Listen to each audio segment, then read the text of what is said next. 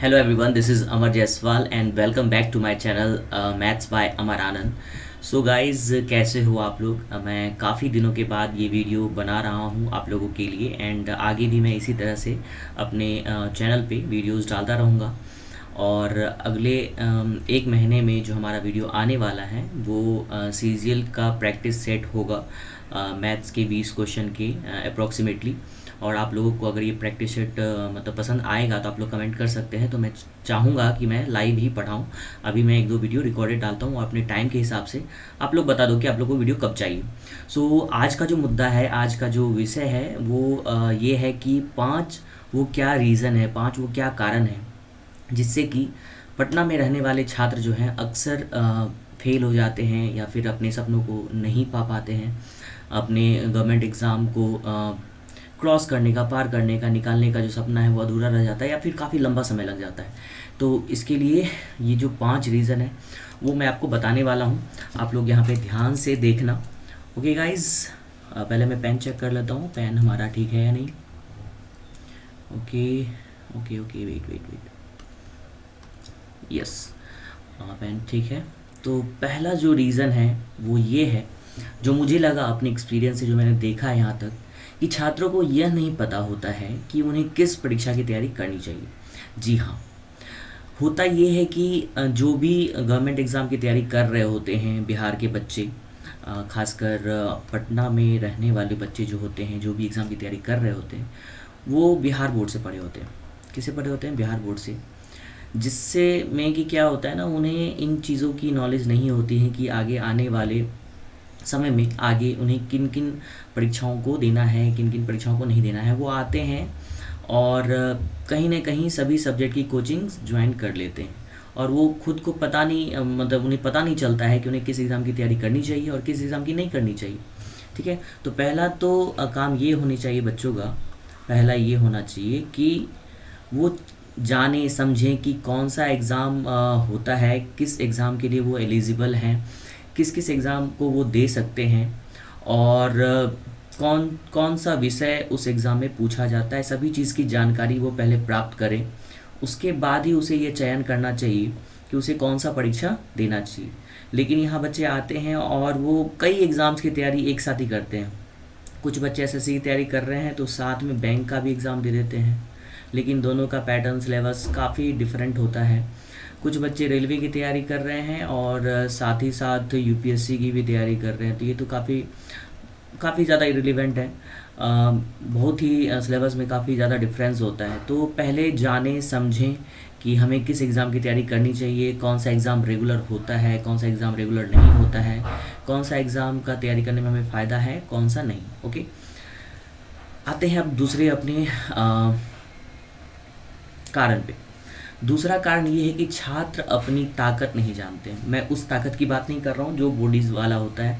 ताकत ये कि आपका कौन सा सब्जेक्ट जो है, कौन सा सब्जेक्ट का नॉलेज आपका अच्छा है, ये स्ट्रेंथ जानना काफ़ी इम्पॉर्टेंट होता है। मान लो कि बीएसईबी बिहार बोर्ड के जो छात्र होते हैं वो इंग्लिश जो है वो 6ठी क्लास के बाद जाके पढ़ते हैं और कंपलसरी 10th में ना होने के कारण वो अच्छे से पढ़ते भी नहीं हैं।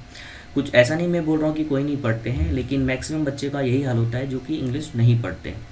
उन्हें क्या करना चाहिए?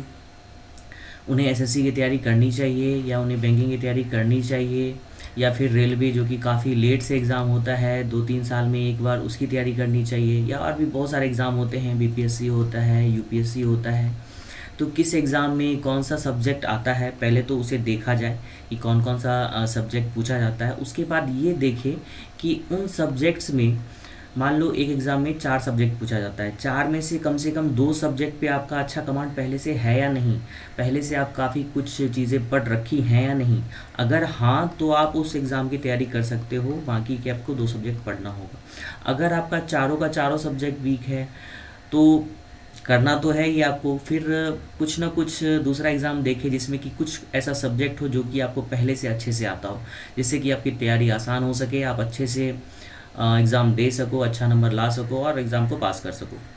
ठीक है, तो अपनी ताकत को पहले जानें समझें, सिलेबस को अच्छे से पढ़ें, उसमें कैसे कैसे क्वेश्चंस पूछे जाते हैं प्रीवियस ईयर लगाएं, देखें, तो आपको पता चलेगा कि हमारी स्ट्रेंथ क्या है और जो स्ट्रेंथ होता है तो उसे स्ट्रेंथ मानकर नहीं पढ़ने की गलती ना करें, उसे भी थोड़ा ना थोड़ा टाइम देना। मान लो आप एक दिन में 10 घंटे पढ़ते हो, राइट? 10 घंटे में पढ़ रहे हो और आपको 4 सब्जेक्ट पढ़ने हैं, 4 में से 2 सब्जेक्ट आपका काफ़ी अच्छा है, तो उस 2 सब्जेक्ट को आप 1 से 1.5 घंटे दो, 1 से 1.5 घंटे। बाकी जो 2 सब्जेक्ट आपका वीक है उसमें आप 3-3 घंटे दो या 4-4 घंटे दो, जिससे कि क्या होगा ना, आपका एक बैलेंस बन जाएगा और आपका सारा सब्जेक्ट अच्छा हो जाएगा। बच्चे ये नहीं करते, उनका जो सब्जेक्ट अच्छा होता है उसमें तो अच्छा होता है, तो उसमें मन लगेगा ही, वो समझ में भी ज़्यादा आता है, तो उसी सब्जेक्ट में काफ़ी ज़्यादा समय देते हैं वो। और होता ये है कि जो सब्जेक्ट वीक है वो वीक ही रह जाता है और जो स्ट्रॉन्ग है वो और स्ट्रॉन्ग हो जाता है। और ये बात आप जान लें कि किसी भी एक सब्जेक्ट को पढ़ के आप कोई भी एग्ज़ाम नहीं पास कर सकते हैं। सो अपनी ताकत को पहचानें और अपने टाइम को उसी अकॉर्डिंग डिवाइड करें। तीसरा ये है कि छात्र खुद पर विश्वास नहीं करते, वे शिक्षकों पर निर्भर करते हैं। हाल ही में मैंने देखा पटना के कुछ छात्रों को कि वो खुद पर ट्रस्ट नहीं करते। ट्रस्ट खुद पर नहीं करने का मतलब है या सेल्फ स्टडी, ओके। टीचर पे बिलीव करना मतलब हमेशा उन्हें क्लासेस चाहिए, हमेशा उन्हें क्या चाहिए, क्लासेस चाहिए। मैंने ये देखा है। मान लो कोई बच्चा यहाँ पे 2 साल पहले आया, 2 साल पहले आया, उसने सभी मतलब 4 क्लास ज्वाइन किया है और चारों जगह उसने कंप्लीट सिलेबस को पढ़ लिया है, कंप्लीट कर लिया, बट उसका कोई भी एग्ज़ाम नहीं निकला। तो वो सोच रहा है कि हाँ, मुझे टीचर ही गलत मिल गया था, या मैं ढंग से उसने पढ़ाया नहीं टीचर ने मुझे, इसलिए मेरा एग्ज़ाम नहीं निकला, मैं फिर से क्लासेस करूँगा। वो क्या करता है, वो फिर से क्लास ज्वाइन करता है। फिर से क्लास ज्वाइन करने में क्या होता है ना, कि आप कोई भी चीज़ पढ़ोगे ना तो आपको लगेगा कि अरे फिर से स्टार्ट करते, अच्छे से पढ़ते। तो उसमें भी आपका एक तो क्लासेस में अलग से टाइम लगेगा 2 घंटे का, घर पे आओगे उस कॉपी को पढ़ोगे उसमें भी 2 घंटे लगेंगे, आपका 4 घंटा बर्बाद होगा। लेकिन आप जो पहले से पढ़े हुए हो उसी को घर पे 2 घंटा पढ़ोगे ना, तो वो आपको ज़्यादा फ़ायदा करेगा। अलग से कोई बुक ले ले और प्रीवियस ईयर देखे कैसे क्वेश्चंस पूछते हैं, खुद को एनालाइज कीजिए और जाने, खुद पे बिलीव कीजिए कि सेल्फ स्टडी से बहुत कुछ होता है, सब कुछ क्लासेस लेने से नहीं होता है। एक बार अगर आपने सिलेबस पढ़ लिया है तो उसके बाद आप सेल्फ स्टडी करो, आपका एग्ज़ाम निकलेगा। अब पटना के मैक्सिमम छात्र यही करते हैं कि वो सालों भर क्लास करते ही रहते हैं। एक क्लास बंद हुआ, चलो फिर से दूसरा क्लास ज्वाइन करते हैं, दूसरा क्लास बंद हुआ, चलो फिर से तीसरा क्लास ज्वाइन करते हैं। अरे यार, कब तक क्लास करते रहोगे? खुद तो पढ़ लो कभी, तभी तो सेल्फ स्टडी करोगे, तभी जान पाओगे कि हाँ आप सच में मेहनत कर रहे हो नहीं कर। चलो, बहुत बच्चे ये कुछ बच्चे सेल्फ स्टडी भी कर लेते हैं या छात्र टीचर्स पे भी निर्भर रहते हैं, इसके बाद भी क्या कमी रह जाती है ये उसे देखते हैं। वे खुद को चेक ही नहीं करते हैं, बस पढ़ते रहते हैं। मान लो कुछ बच्चे ने सिलेबस कंप्लीट कर लिया, सेल्फ स्टडी भी कर रहे हैं, राइट? कुछ बच्चे मतलब टीचर्स के पास जा रहे हैं, पढ़ रहे हैं, बट सब क्या हो रहे हैं, पढ़ रहे हैं, बस सिर्फ पढ़ रहे हैं और खुद को चेक नहीं कर रहे हैं। सिर्फ पढ़ रहे हैं और खुद को चेक नहीं कर रहे हैं। खुद को चेक करने का मतलब, नहीं करने का मतलब ये हुआ कि वो कोई भी टेस्ट अटेम्प्ट नहीं करते। आजकल बहुत सारे ऑनलाइन प्लेटफॉर्म्स हैं जो कि मॉक टेस्ट प्रोवाइड करता है, ठीक है, काफ़ी सस्ते दरों में, मतलब काफ़ी कम रुपए में आपको मॉक टेस्ट मिल जाएगा। एक साल का आप खरीद सकते हो वो पैक, और उससे आप टेस्ट अटैम्प्ट करो और अपने आप को चेक करो कि हाँ मेरी तैयारी कैसी है, ठीक है, आपकी तैयारी क्या है, कैसी है, ये चेक करो आप। तभी आपको पता चलेगा कि आप सही लाइन पे चल रहे हो। नहीं सिर्फ पढ़ते रहोगे, आपको लगेगा हाँ मैं तो बहुत जानता हूँ, और एग्ज़ाम आएगा और एग्ज़ाम में क्या होगा, आप नहीं बना पाओगे। तो आपको पता चलेगा कि हाँ टेस्ट लगाना कितना ज़रूरी था, या फिर टाइम मैनेजमेंट नहीं कर पाओगे आप। आपको कौन सा सब्जेक्ट पहले मतलब अटैम्प्ट करना चाहिए, पहले मैथ्स बनाना चाहिए, पहले रीजनिंग बनाना चाहिए, पहले जीके अटैम्प्ट करना चाहिए, पहले इंग्लिश अटैम्प्ट करना चाहिए, या फिर और कोई सब्जेक्ट है हिंदी, पहले तो हिंदी अटैम्प्ट करना चाहिए। तो ये आपको पता नहीं चलेगा, आप टाइम मैनेजमेंट नहीं कर पाओगे।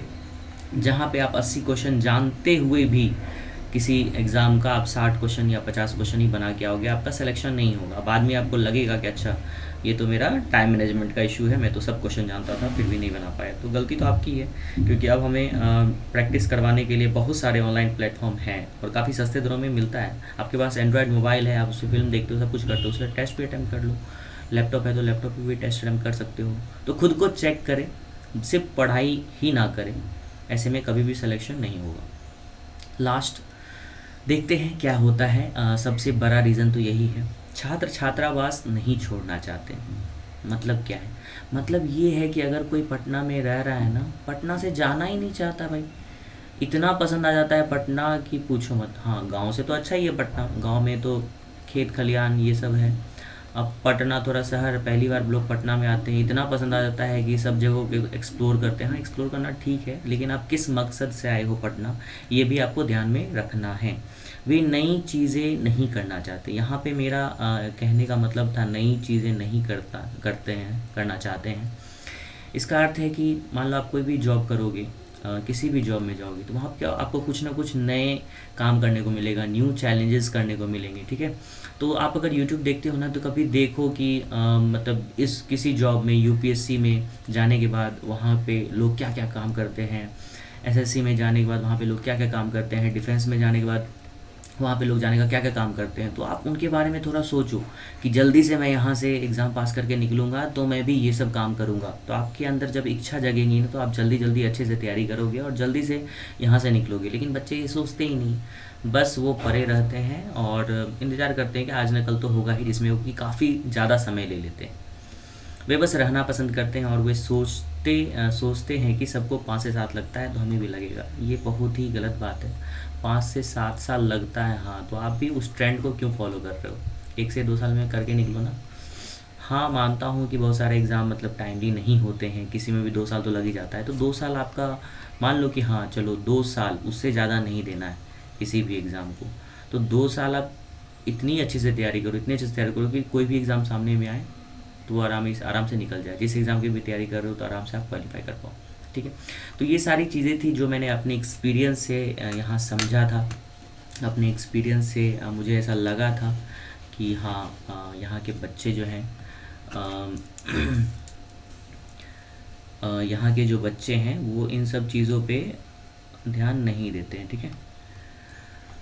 सो मैं वही कहना चाहूँगा कि आप लोग इन 5 बातों को ध्यान में रखें और मन लगा के पढ़ाई करें और जल्दी से जल्दी जॉब लेके अच्छा करें। और अब से मैं आगे इसी तरह का वीडियो लाता रहूँगा आप लोगों के लिए। अभी प्रैक्टिस सेट चलेगा मैथमेटिक्स का। आप लोगों का अगर मैथ्स वीक है और 1-2 महीने में एग्ज़ाम होने वाला है, तो आप उस प्रैक्टिस सेट को ज्वाइन कर सकते हो। आप देखो, बिल्कुल फ्री है वो। और जो भी डाउट्स है आप कमेंट बॉक्स में डाउट डाल सकते हो, मैं वो डाउट अगली क्लास में सॉल्व करवाने का कोशिश करूँगा। सो इसी के साथ थैंक यू गाइस। बहुत दिनों के बाद वीडियो बना रहा था तो काफ़ी मतलब फ्लो जो था वो टूट चुका है बोलने का, तो मे बी वो कुछ दिनों में फ्लो अच्छे से आ जाएगा। Thank you for watching this. Thank you guys.